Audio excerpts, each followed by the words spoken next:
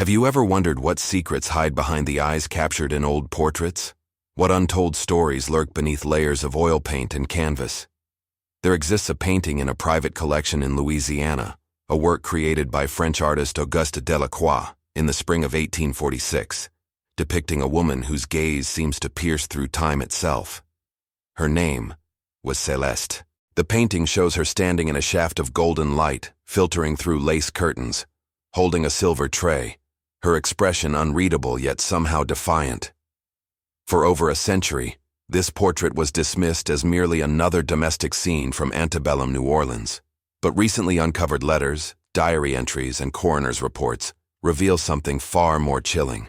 This woman, enslaved in one of the Garden District's most prestigious households, orchestrated one of the most sophisticated acts of retribution ever documented in the American South.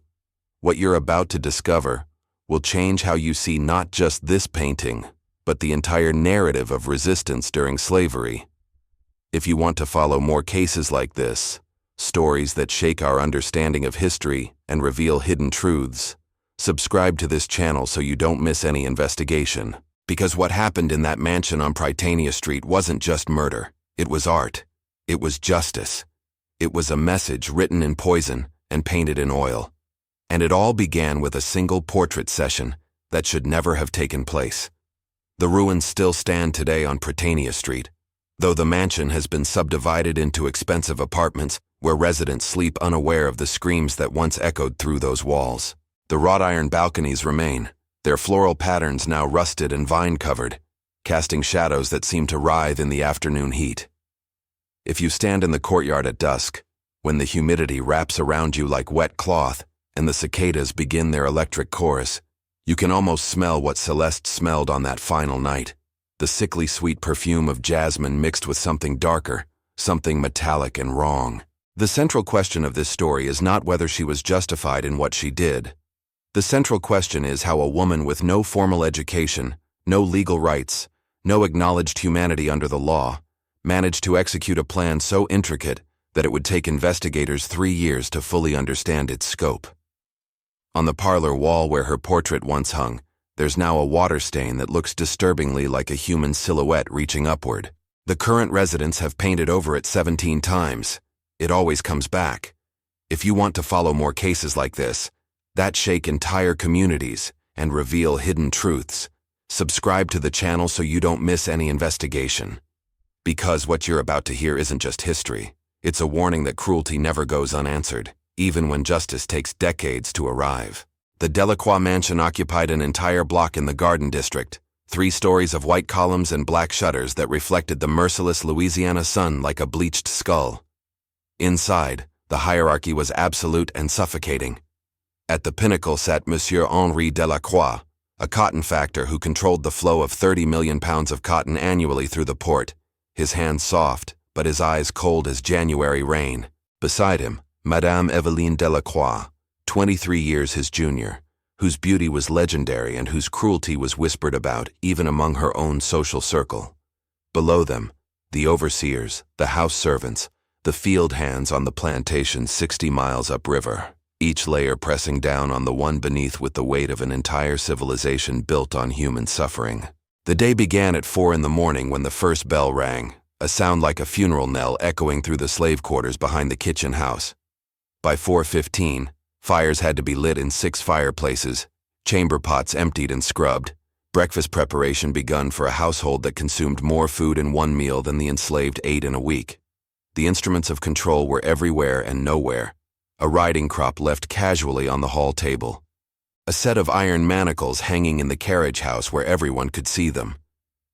The bloodhound kennels positioned so their baying could be heard from every corner of the property. The architecture itself was designed for surveillance.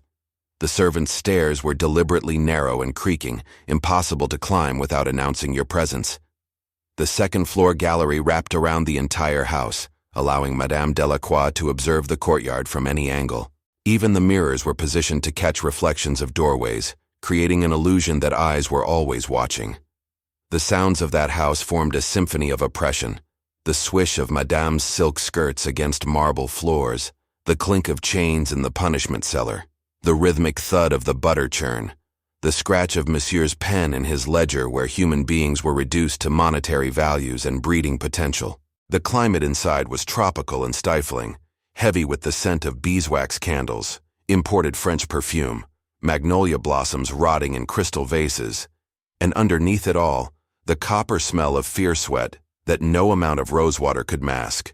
On the night of March 15, 1846, as rain began to tap against the windows like skeletal fingers, a sound that didn't belong echoed through the house. The low, almost inaudible humming of an old African lullaby, coming from somewhere in the walls themselves, a presage of everything that was about to unravel.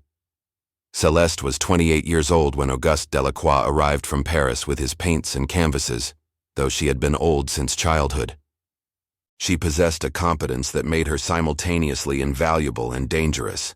She could read, though she hid it carefully, having taught herself from the newspapers she was supposed to use only for wrapping fish heads. She spoke 4 languages: the Louisiana Creole of her mother, the formal French demanded by the household, enough English to understand the cotton factors when they visited, and the secret language of the enslaved, where a song about Moses meant freedom, and a certain way of folding laundry signaled danger approaching. Her specific skills made her indispensable to Madame Delacroix's social ambitions.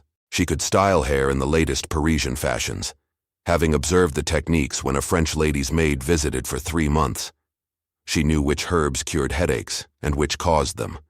She could mix face powders that made Madame's complexion luminous and eye drops that made her pupils wide and doll-like. Most crucially, she had access to every room in the house, trusted to enter even Monsieur's study when he was conducting private business, invisible as furniture, noticed only when something was needed. She moved between worlds with the fluidity of smoke. In the morning she would pin Madame's hair while listening to gossip about bankruptcies and scandals. By afternoon, she'd be in the slave quarters, treating wounds with poultices while gathering information about which overseers could be bribed and which ship's captains might look the other way. The White family trusted her because she seemed perfectly broken, her eyes always downcast, her voice never rising above a murmur. The enslaved community trusted her because she had never once betrayed a secret, even under the lash. When she appeared in the drawing room serving tea during Madame's literary salon, she became a ghost, hearing but not hearing, seeing but not seeing, while the women discussed their favorite poems and complained about the difficulty of managing household staff.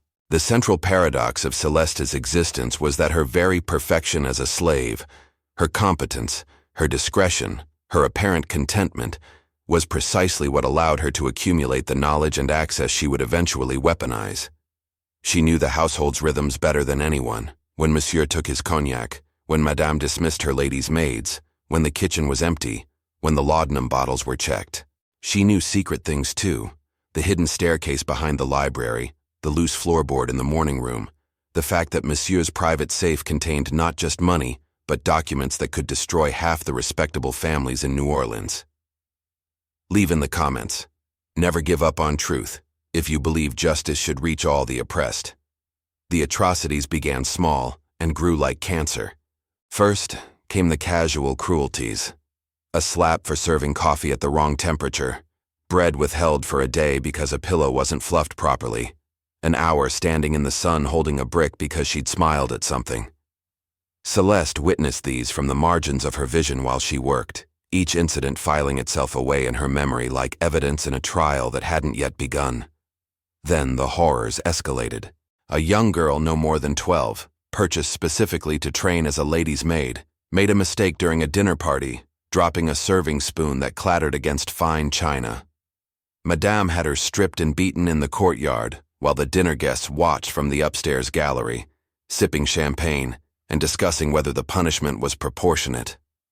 The girl's screams mixed with the sound of violin music drifting from the parlor. Celeste, standing in the doorway with fresh linens, felt something crack inside her chest, a sound like river ice breaking in spring. A man named Baptiste, who worked in the stables and had taught Celeste to read using a Bible he'd stolen, was sold away one Tuesday morning for the crime of looking Monsieur directly in the eye. No warning, no goodbye. Celeste watched from an upstairs window as they loaded him onto a cart, his wrists already bleeding from new manacles. She saw him mouth something to the sky, a prayer or a curse she couldn't tell, before the cart turned the corner and he disappeared into the machine of interstate slave trade. That night, she stood at her small window in the servants' quarters and didn't allow herself to cry. Crying was a luxury, a release, and she needed the pressure of unshed tears to fuel what was slowly calcifying inside her. There was the cook's daughter, bright and quick, who Madame decided to lend to a visiting planter from Mississippi for a week. The girl returned different, something extinguished behind her eyes. Celeste prepared a bath for her, washing her hair gently, while the girl stared at nothing and hummed a tuneless sound that wasn't quite a song. No words were exchanged. None were needed. The pattern became clear. The family derived pleasure not just from the labor they extracted, but from the suffering itself, as if cruelty were a form of entertainment, a way to assert their humanity by denying everyone else's. Monsieur would test new punishments like a scientist conducting experiments, noting in his journal which methods produced the most compliance. Madame collected tears, sometimes literally, dabbing a handkerchief to a weeping woman's face and keeping it in a drawer with her jewelry. Each horror that Celeste witnessed became a weight she carried in her body, changing her posture, her breathing, her dreams. She developed the ability to compartmentalize, to perform her duties with mechanical precision, while a separate part of her mind catalogued every cruelty, every perpetrator, every detail that might someday matter. She became a living archive of atrocities, a walking testimony to crimes that the law would never acknowledge because the law didn't recognize her as fully human. Then came the night that severed Celeste from any possibility of continued existence within the boundaries the world had drawn for her. Her son, yes, she had a son, this detail buried in the Delacroix household ledgers under assets children born on property, was 8 years old, small for his age but sharp-minded, with her eyes and her gift for languages. She had managed, through sacrifice and manipulation and pure will, to keep him close, assigned to light duties in the garden rather than sent to the brutal labor of the upriver plantation. His name was Theo, though she called him something else in private, a name in her mother's language that meant, the one who will be free. On the evening of November 3, 1845, Madame Delacroix decided to redecorate the parlor. This required funds. The quickest way to generate funds was to liquidate certain assets. Theo, being young and healthy and bright-eyed, fetched an excellent price from a sugar planter in Terrebonne Parish, who was expanding his operations. Celeste learned of the sale only when she saw a strange man measuring her son's teeth like he was inspecting a horse. She stood there holding a stack of fresh tablecloths, her face a perfect mask of docility, while her mind fragmented into 1,000 screaming pieces. That night, after Theo was taken away in a wagon before dawn so she wouldn't make a scene, Celeste performed a ritual that her grandmother had taught her, one that required earth from a cemetery, water from a river, and 3 drops of her own blood mixed with ash from a burned photograph. She had no photograph of Theo, so she burned a piece of his clothing instead, a small shirt she'd sewn from fabric scraps. She didn't ask the spirits for his safe return. She knew the world too well for that kind of hope. Instead, she asked for strength to bear what was unbearable, for clarity of purpose when the time came, and for her hands to remain steady when they needed to be. She made a promise to herself and to every ancestor whose bones lay in unmarked graves across the Atlantic. They would answer for this, not through prayer or petition, not through appeals to their better nature because monsters have no better nature. They would answer in the language they understood: loss, suffering, fear. She took the ashes from Theo's burned shirt and mixed them with water, creating a paste that she applied to her wrists like perfume. For weeks afterward, she could smell the smoke on her skin, a reminder of what had been taken and what would be returned, with interest. The antagonists in this story formed a portrait of evil, rendered in multiple brushstrokes. At the center stood Monsieur Henri Delacroix, 53 years old, a man whose cruelty was businesslike and efficient. His specialty was economic torture. He would promise a slave their freedom in 5 years, let them work with desperate hope toward that goal, then sell them a week before the deadline. He kept meticulous records of this practice, noting in his journal that hope makes them more productive and its destruction more complete. Beside him, Madame Eveline specialized in psychological warfare. She would befriend an enslaved woman, share confidences, create an illusion of sisterhood, then orchestrate that woman's punishment for some invented infraction, savoring the look of betrayal more than the physical suffering. Her cruelty had an artistic quality, carefully composed and executed for maximum emotional impact.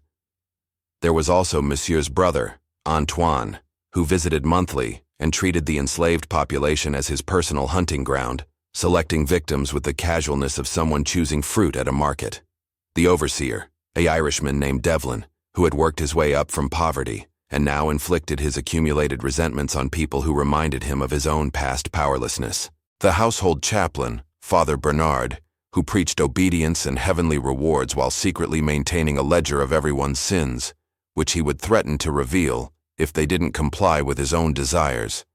But the event that became the supreme catalyst, the moment when Celeste's transformation from victim to architect of retribution became irreversible, occurred in February 1846.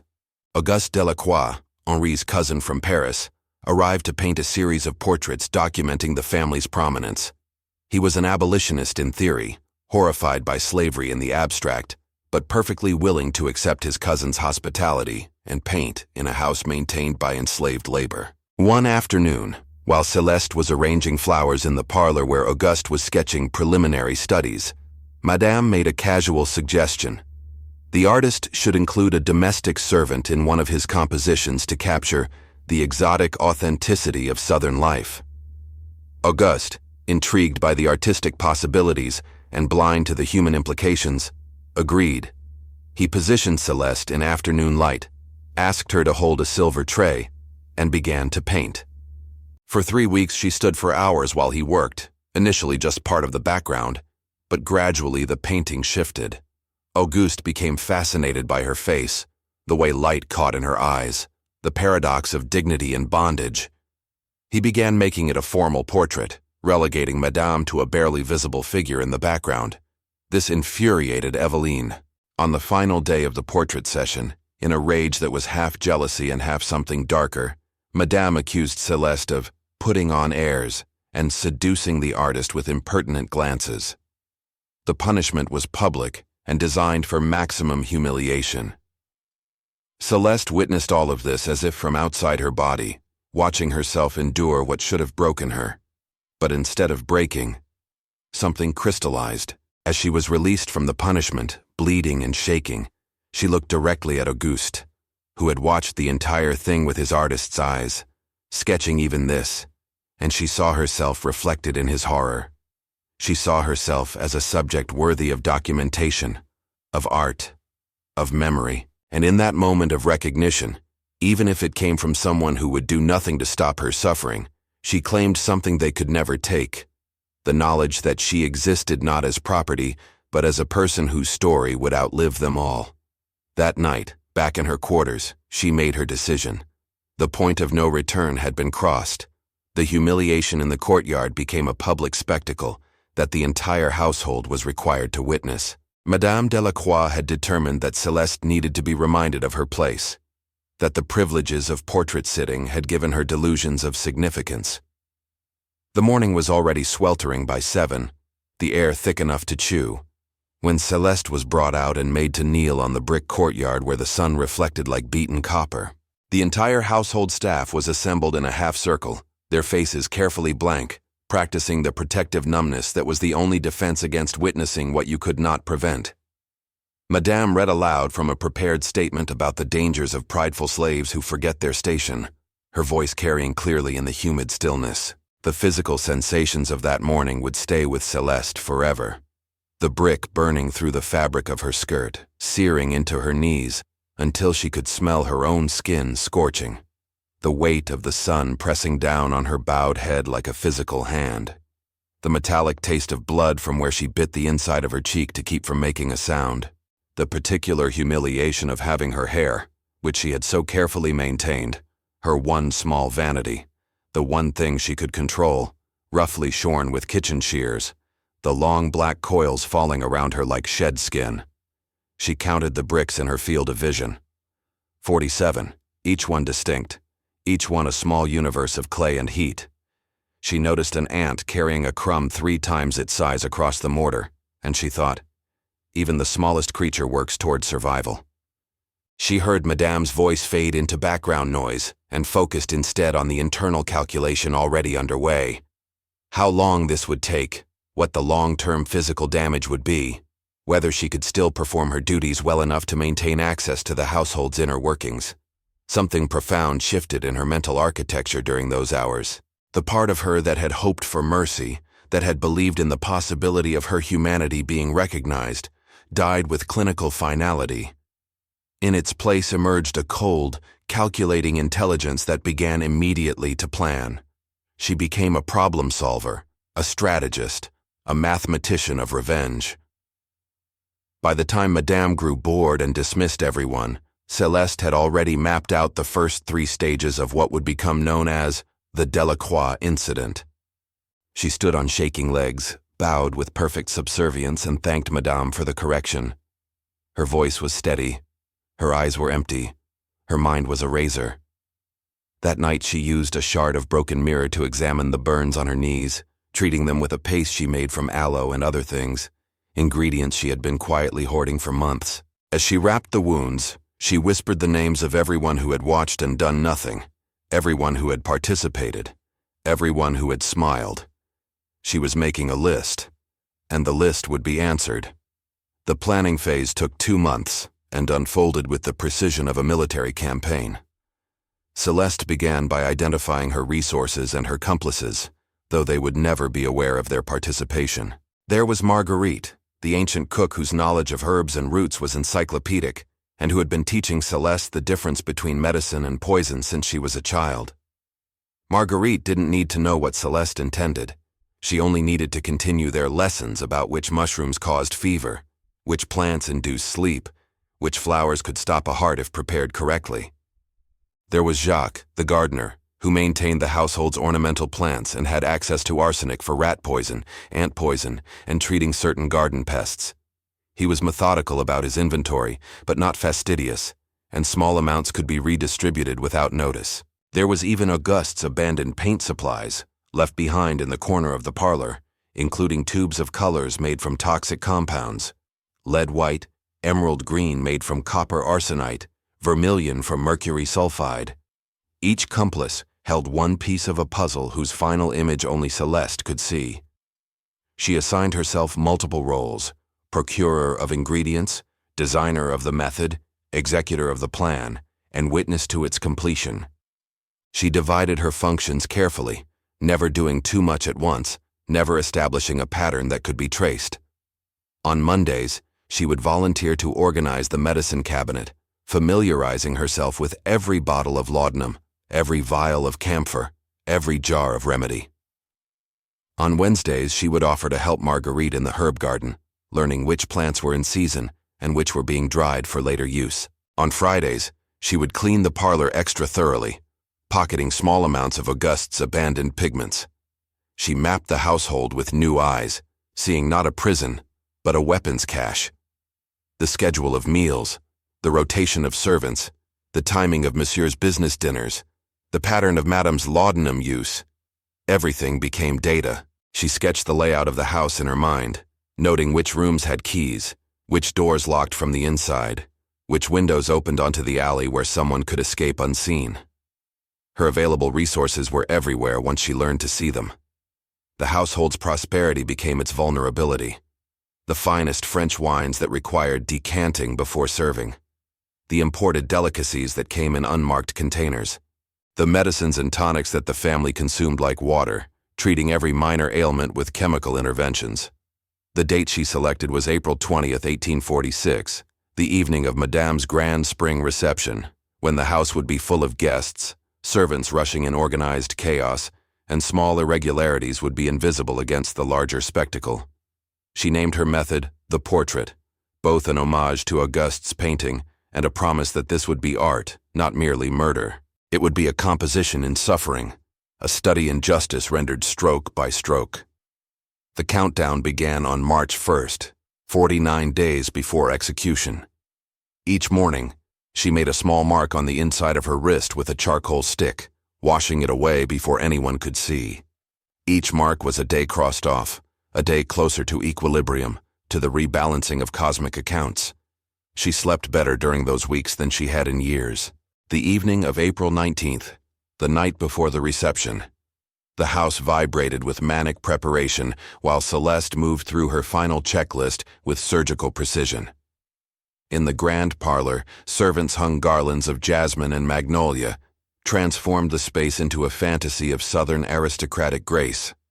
Crystal chandeliers were lowered and cleaned until each prism caught light like trapped stars. Silver was polished until servants could see their distorted faces reflected in trays and candlesticks.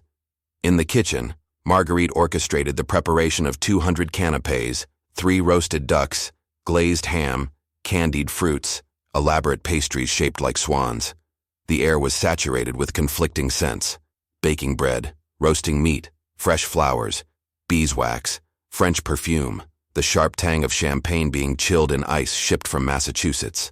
The sounds formed a symphony of controlled chaos.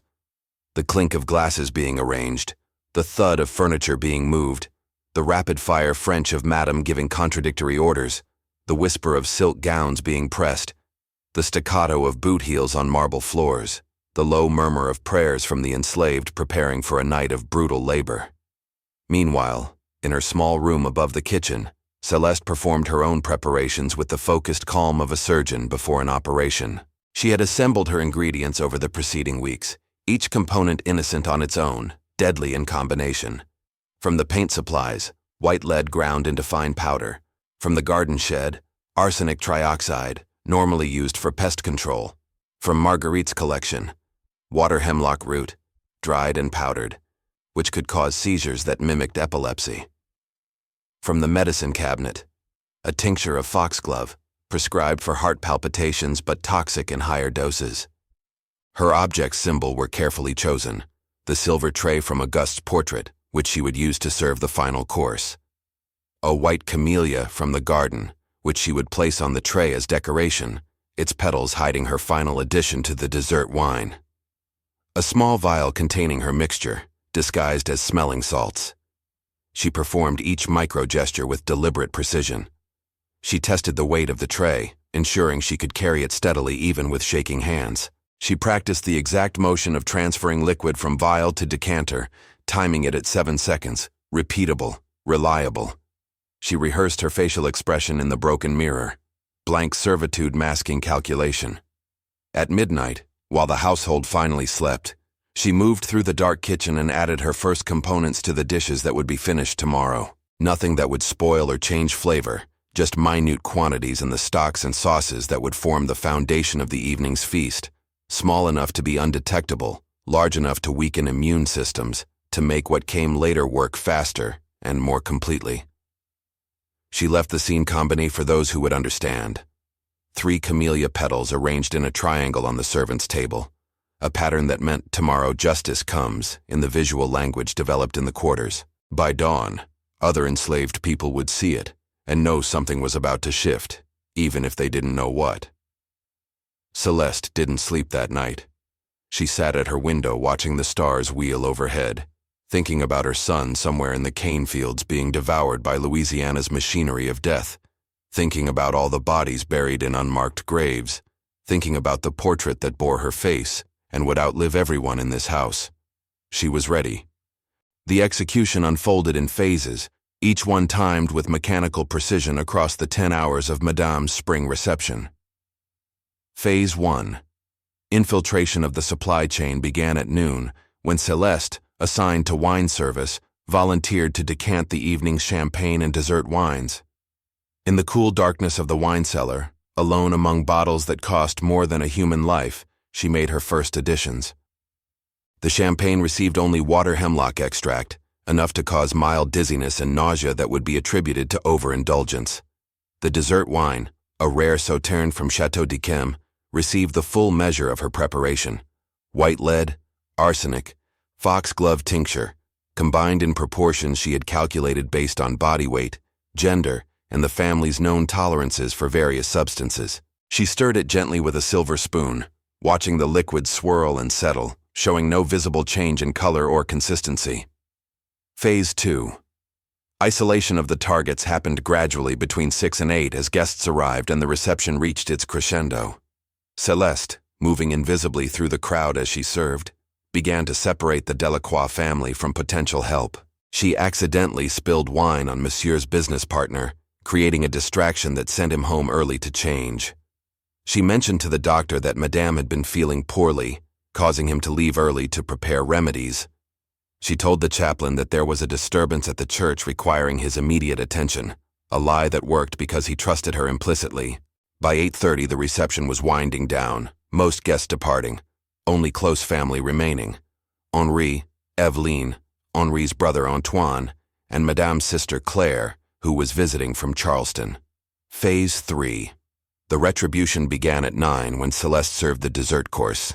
The table was set in the candle-lit dining room, intimate and elegant, the 4 family members relaxed and flushed with social success. She entered carrying the silver tray from Auguste's portrait, a white camellia arranged in the center among crystal glasses of golden sauterne. The symbolic connection was lost on them, but she felt its weight. This was the same pose, the same tray, the same woman they had dismissed as decorative background. She served Henri first, placing the glass before him with a slight bow. To Evelyne second, meeting her eyes for half a second, a moment of eye contact that would haunt Evelyne's final hours. To Antoine third, the man who had destroyed so many lives he probably couldn't remember individual faces. To Claire last, collateral damage but complicit through her silence and complicity. She spoke the only words she would say. The dessert wine, as Madame requested. A special vintage, very rare. Then she stepped back into the shadows by the door, assuming the position of waiting servant, watching. They drank. Henri first, draining half the glass immediately, commenting on the exceptional quality. Evelyne sipped delicately, savoring it. Antoine and Claire followed. For 15 minutes nothing happened. They talked about the evening's success, about a business deal Henri was closing, about Claire's upcoming marriage. Celeste stood motionless, barely breathing, counting heartbeats. Then Henri paused mid-sentence, his hand going to his throat. I feel rather, he began, but didn't finish. Evelyne's pupils had begun to dilate, her face flushing an unnatural crimson. Antoine stood abruptly, swaying, gripping the table for balance. Claire made a small, confused sound. Phase 4. The reckoning lasted 3 hours, and Celeste witnessed every minute. She had locked the dining room doors from the outside when she exited, pocketing the key, a detail they wouldn't realize until they tried to seek help. Through the door, she listened to the progression. Initial confusion giving way to panic, panic to pain, pain to understanding. She heard Henri shouting for servants, his voice already slurring. She heard Evelyne vomiting, violent and prolonged. She heard Antoine collapse, the heavy thud of his body hitting the floor. She heard Claire crying, praying, begging for help that would not come. The compounds worked as she had calculated. The lead caused severe abdominal cramping and cognitive confusion. The arsenic induced relentless vomiting and diarrhea, dehydrating them rapidly. The water hemlock brought seizures, bodies convulsing against furniture, limbs striking wood and marble. The foxglove attacked their hearts, causing arrhythmias, chest pain, the sensation of drowning in air. At midnight, she unlocked the door and entered. They were beyond speech by then. Sprawled in their own waste and suffering, the elegant dining room transformed into an abattoir of biological horror. She walked to each one in turn, kneeling beside them as she had knelt in the courtyard. To Henri, she whispered, "This is for every person you broke with hope and then destroyed, every promise you made and betrayed, every ledger entry where you reduced souls to numbers." To Evelyne, she said, "This is for the tears you collected, for the friendships you weaponized, for my hair on the courtyard bricks." To Antoine, "This is for women whose names you never learned and whose suffering you enjoyed." To Claire, "This is for every moment you witnessed cruelty and chose silence." She did not say Theo's name. That was private, sacred, not for their dying ears. She simply stood, placed the white camellia from the tray on Henri's chest, and walked out, locking the door again behind her. By sunrise, they would all be dead. The silence that followed their final gasps was profound and complete, like the world itself had taken a breath and held it. The ritual of closure began at dawn, when Celeste returned to the dining room for the final time. Their bodies had already stiffened in positions that suggested their last moments were spent in agony beyond description. She approached this scene not with triumph, but with the solemnity of someone completing a sacred obligation. She arranged them with care, closing eyes, straightening limbs, folding hands across chests. This was not respect for them as individuals, but respect for the office of death itself, the great equalizer that rendered everyone equally silent. She cleaned their faces with a damp cloth, removing the traces of suffering not to hide evidence but because leaving them in degradation would have made her like them, and she refused that transformation. She opened the windows to let in morning air, fresh and cool, carrying the scent of rain from the previous night. She gathered the white camellia petals, now brown with age, and scattered them across the 4 bodies like snow. Then came the fire, but not the house. She was precise in her destructions. She built a small pyre in the courtyard, using furniture from the punishment cellar. The wooden bench where people had been forced to kneel for hours, the stocks that had held ankles and wrists, the special chair with built-in restraints. She added documents from Monsieur's study, ledgers recording slave sales, journals detailing his experiments in psychological torture, letters discussing breeding programs and forced separations. She lit it as the sun crested the roof, and the flames rose clean and bright, consuming the paper architecture of their cruelty. The fire became a signal, visible across the garden district, smoke rising in a column that said something had fundamentally changed. In the quarters, the enslaved population had already begun organizing their exit. They had known somehow that this morning would be different. Perhaps they had seen the camellia signal. Perhaps they had simply recognized the quality of Celeste's silence the previous evening. They moved with practiced efficiency, gathering what little they owned, taking food from the kitchen, liberating cash from the household safe that Celeste had opened for them. There was resistance from some, fear of the retribution that would surely come. But Celeste had prepared for this. She gave them a choice: leave now while chaos provided cover, or stay and face the questions that would come when the bodies were discovered. She didn't promise safety or freedom. She had learned not to deal in false hope. But she offered possibility. And that was more than they had possessed yesterday. The column of liberated people numbered 37 souls, from children to elders, moving through the pre-dawn streets of New Orleans like ghosts becoming solid. Celeste walked at the rear, looking back once at the mansion that had been her prison. Smoke still rose from the courtyard, but no bells rang, no alarms were raised. The neighbors, wealthy and insulated, were still sleeping off their own evening excesses. The city was slow to wake to its new reality.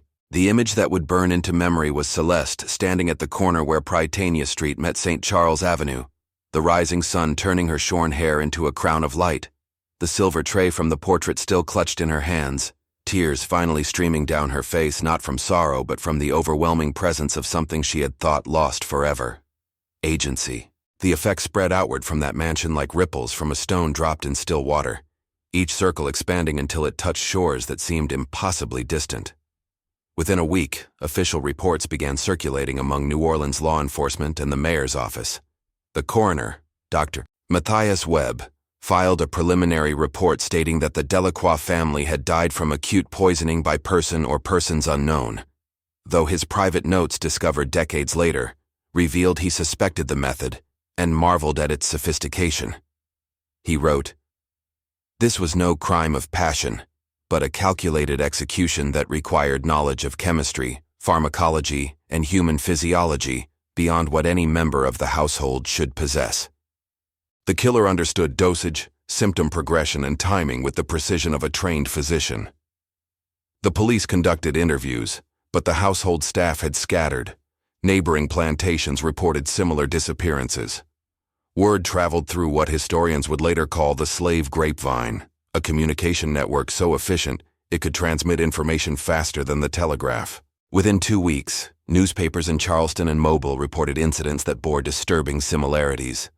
Prominent slaveholders found dead under mysterious circumstances, always after elaborate meals, always with white camellia petals left at the scene. In Savannah, a rice planter and his wife died at a dinner party.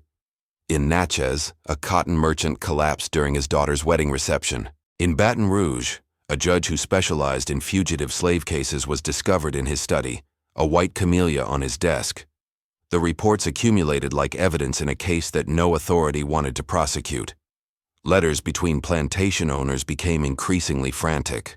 Governor Isaac Johnson of Louisiana wrote to his counterpart in Mississippi, "We face a crisis of unprecedented character. It is not open rebellion, which we could suppress with military force, but something more insidious, a campaign of targeted retribution that undermines the very foundations of our society. They have learned that they need not rise en masse to challenge our authority. One person, properly positioned and motivated, can destroy an entire household." The geographic expansion was methodical and deliberate. From New Orleans, the method spread along the Mississippi River, following trade routes where enslaved people were bought and sold. It appeared in port cities where information flowed with commerce. It emerged in places where communities of the enslaved had strong internal organization and access to household operations. Historians analyzing plantation records from 1846-1848 identified at least 47 deaths that matched the pattern. Wealthy slaveholders dying at social gatherings from sudden poisoning, white camellias left as signatures, household servants vanishing afterward. But these were only the documented cases. How many more went unreported, attributed to natural causes, hidden by families who feared the implications? The method acquired an official designation in internal law enforcement documents, the Portrait Protocol, named after the painting that some believed had sparked Celeste's transformation. Intelligence reports distributed among planters warned against allowing enslaved people access to medicine cabinets, wine cellars, or food preparation beyond direct supervision. Some households hired professional tasters, forcing enslaved servants to sample food before serving it to the family, a practice that revealed their own moral bankruptcy while doing little to prevent sophisticated poisoning. The psychological impact was more devastating than the physical toll. The plantocracy, a class that had built its identity on absolute control, now lived in constant fear. They looked at their servants with new suspicion. Was that woman who had served the family for 20 years contemplating murder? Was that man who smiled and bowed harboring thoughts of retribution? The paranoia was corrosive, turning homes into armed camps where trust evaporated and every interaction carried the weight of potential violence. Among the enslaved population, the reaction was complex. For some, the Portrait Protocol represented hope, proof that resistance was possible even from the most powerless position. Songs began to circulate, spirituals with coded lyrics about a woman who served poison on a silver tray, about white flowers that bloomed in dining rooms, about justice that came dressed as dinner. For others, there was fear of collective punishment, the knowledge that white authorities would make everyone pay for the actions of a few. This fear was justified. Suspected communities faced brutal interrogations, executions of random individuals as deterrents, restrictions on movement and gathering. But the message had been sent and could not be recalled. Vulnerability ran both ways. Power was more fragile than it appeared, and cruelty created its own reckoning. The hunt for Celeste became an obsession for Louisiana law enforcement and slaveholder militias, a manhunt that consumed resources and revealed the state's profound insecurity. Governor Johnson authorized a bounty of $5,000, an enormous sum that attracted bounty hunters from across the South.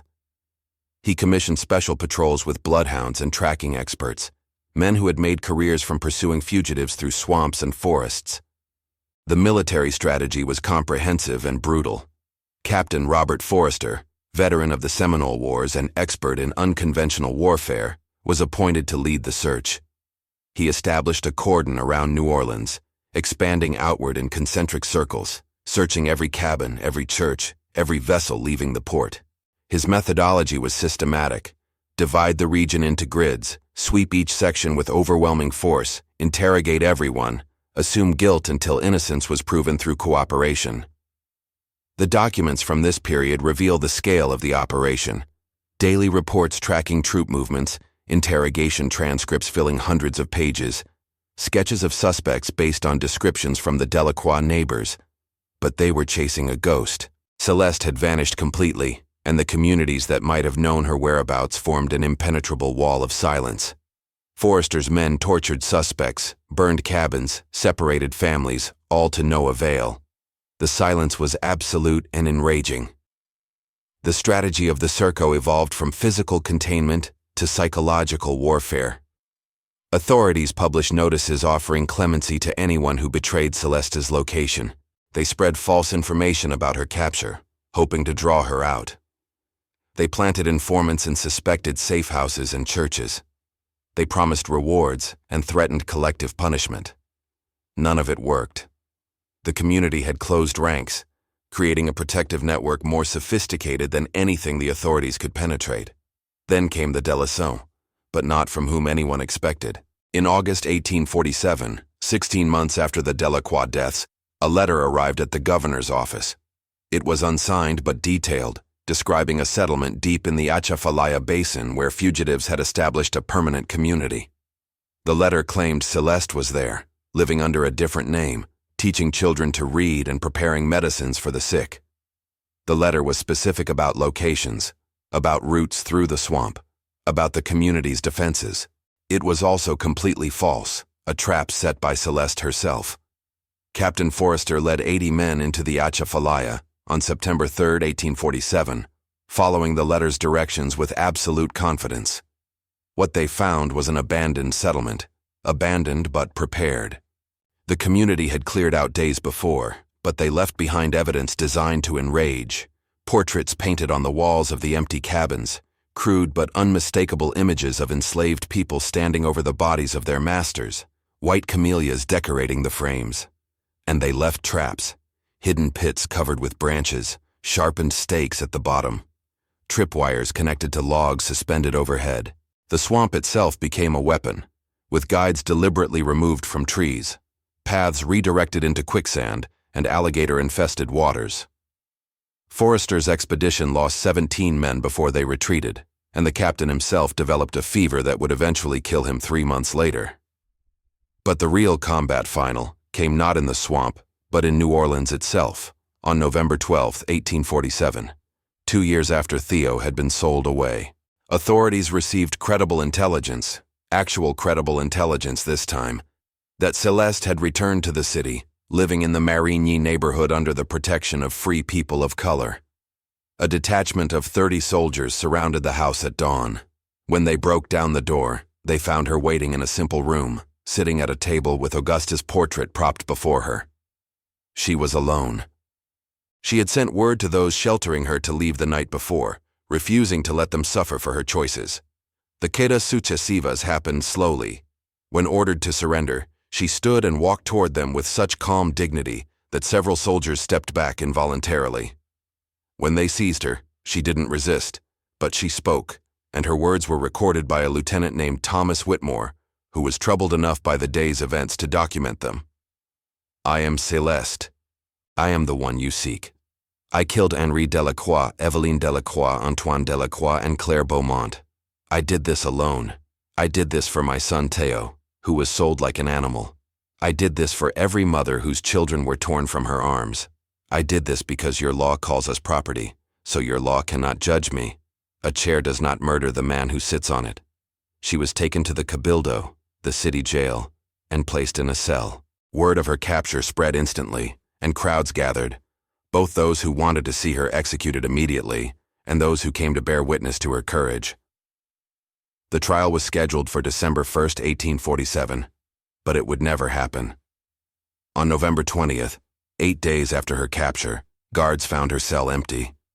The iron bars had not been bent, the lock had not been broken, the walls showed no signs of tunneling. She had simply vanished, like smoke dissipating in air. The official report stated escape by unknown means, but among the enslaved population, stories circulated about a guard who had been bribed, about tunnel systems under the city, about a ship captain who owed Celeste a life debt. The truth was never determined. Her últimas palabras, recorded by Lieutenant Whitmore before her disappearance, became legendary. "You hunt me because you fear what I represent.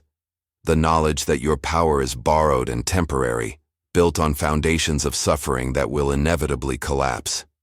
You can kill me, But you cannot kill what I have proven. Every person you enslaved now knows that justice is possible, even when law denies it. I am one woman, but I am also every woman who has ever ground medicine in secret, every woman who has smiled while planning your end, every woman you dismissed as decoration while she memorized your weaknesses. Find me if you can.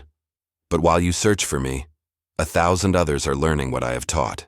The grandezza tragica of her story lies not in her death, because she didn't die that day, and reports of sightings would continue for decades, but in the impossible choice she embodied: remain human in a system designed to strip humanity, or become the monster they accused her of being in order to reassert her personhood. She chose a third path: become the architect of precise justice, theatrical in its execution, devastating in its impact, impossible to forget. The aftermath transformed into legend even before the facts could be fully established, creating a mythology that would outlast the institution it condemned.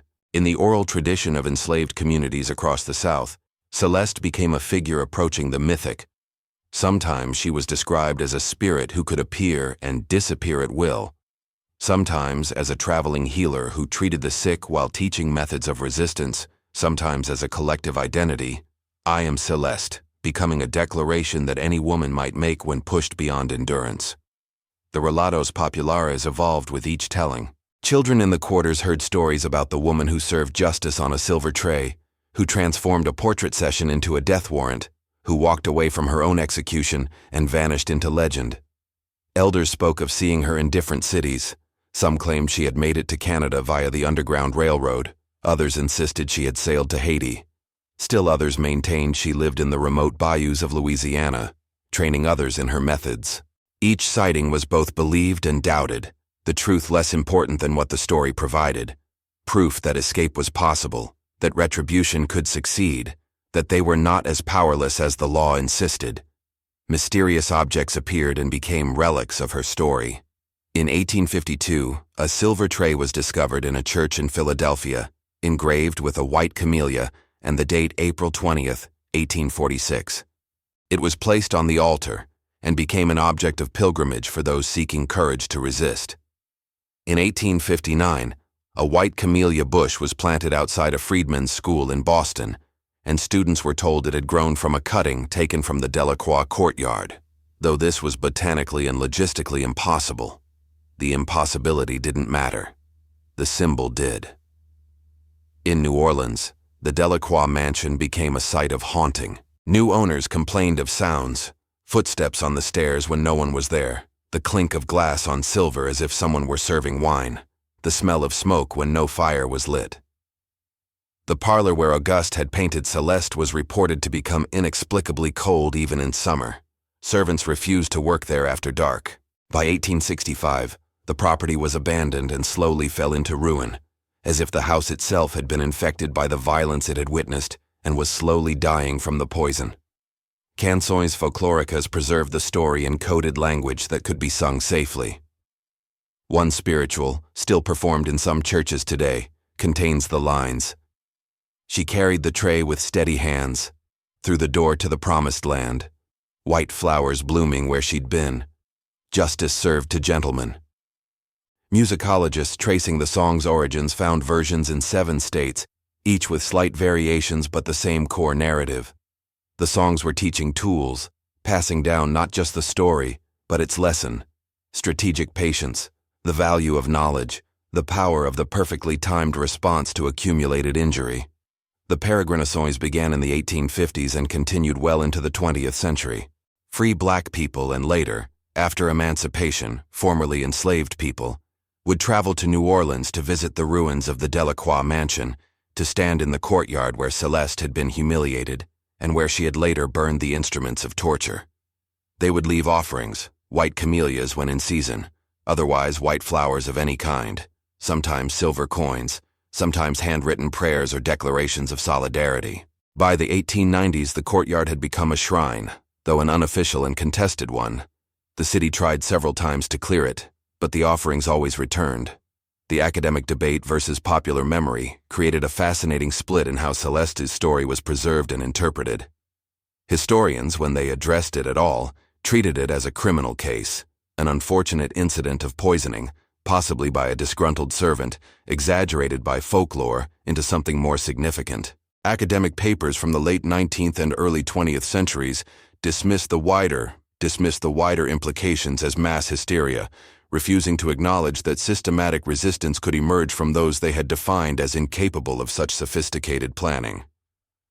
But popular memory held firm, preserved in family stories passed down through generations. Descendants of those who had known Celeste, or claimed to have known her, maintained that she lived into old age, dying peacefully in a small house in rural Vermont in 1891, surrounded by grandchildren who never knew she had once been enslaved. Others insisted she never left Louisiana, that she lived in the swamps teaching herbalism and midwifery until her death in 1873. Still others claimed she sailed to Liberia in 1850, part of the Back to Africa movement, and established a school there. The contradictions didn't weaken the legend. They strengthened it, suggesting she was too large for any single narrative to contain. What remained undisputed was the painting itself. Auguste's portrait of Celeste survived, passed through several private collections, occasionally appearing in exhibitions where it was labeled, Portrait of a Domestic Servant, New Orleans, 1846. But those who looked closely could see what Auguste had captured, perhaps without fully understanding it himself. The intelligence in her eyes, the tension in her shoulders, the way her hands gripped the silver tray not as a servant, but as someone preparing to act. The painting became a document of resistance, proof that she had existed, that her humanity had been undeniable, even to someone complicit in her oppression. In the 1920s, a historian named Dr. Josephine Carr, herself a descendant of enslaved people, conducted extensive research into the Delacroix case and published a controversial paper arguing that Celeste represented a broader pattern of sophisticated resistance that had been systematically erased from official histories. She wrote, "We have been taught that enslaved people either accepted their condition or rebelled through open violence. Celeste's story reveals a third path, strategic, intelligent, devastating resistance that used the master's own infrastructure against him. She is not an anomaly but a representative of countless others whose acts of rebellion were too threatening to be acknowledged." By the 1960s, during the Civil Rights Movement, Celeste's image appeared on posters and protest signs. Activists in New Orleans organized a march that ended at the ruins of the Delacroix mansion, now surrounded by modern development but still standing as a hollow shell. They planted a white camellia bush in the courtyard, and speakers connected her story to ongoing struggles against systemic oppression. The connection was clear. Resistance takes many forms. Justice delayed is not justice denied, and those who profit from cruelty should sleep with one eye open. Today, the portrait hangs in a museum in Boston, displayed with full context about who Celeste was and what she did. Visitors stand before it in silence, reading the placard that finally tells her complete story. School groups study her as an example of resistance under impossible conditions. Scholars analyze the chemical sophistication of her method, the psychological acuity of her planning, the symbolic weight of her choices. The silver tray, if it was ever real, has been lost to time, but replicas are sold in museum gift shops, along with white camellia seeds and books about resistance in the antebellum South. The final poetic symbol emerged organically over decades.